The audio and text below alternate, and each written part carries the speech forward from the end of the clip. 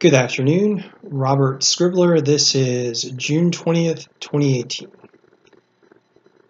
Now for this segment, what I'm going to do is describe to you a number of factors involved in a present extreme heavy rainfall event that is occurring over the southeastern Texas coastal regions from the border with Mexico all the way north to the Houston area.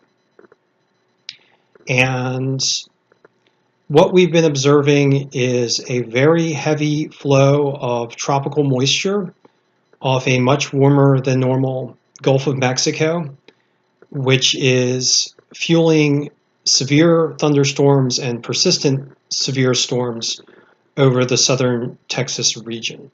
And right now what we're looking at is a satellite picture from June 16th, and I'm going to advance the satellite through a number of frames so we can see the approach of this tropical moisture.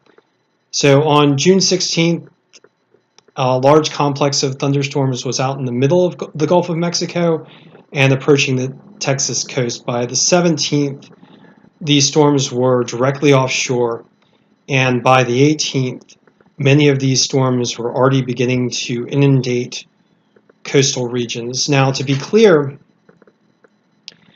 this pattern has nothing to do with a tropical storm or a tropical cyclone or a hurricane of any kind, despite what appears to be like a comma-shaped feature.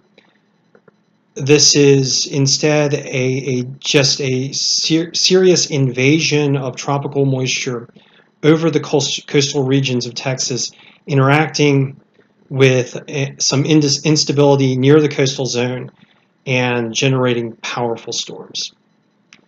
So, and by June 19th, yesterday, we saw very severe storms over most of southeast Texas, and then by today, those storms continued.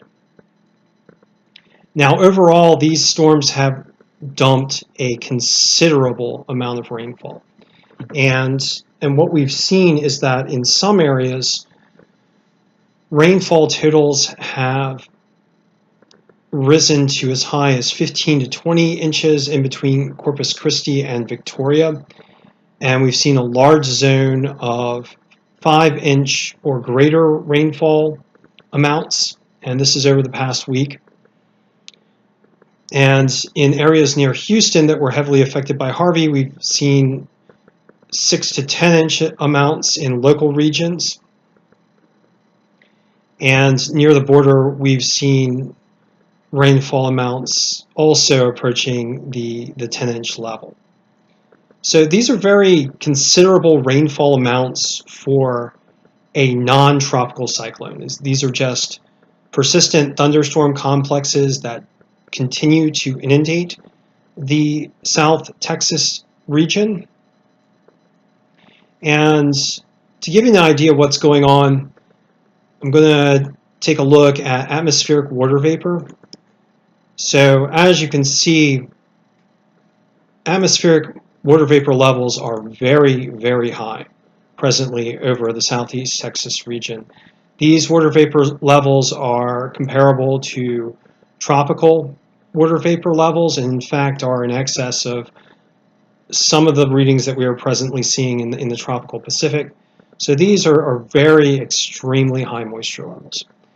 Now, with human-caused climate change, we are seeing an increased overall atmospheric moisture loading in the Earth atmosphere, but this moisture loading is more prevalent in situations where we see stormy conditions.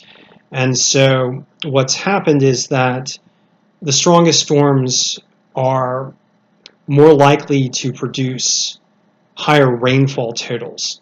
And so what we tend to see because of higher atmospheric moisture levels is higher levels of convection and convective available potential energy.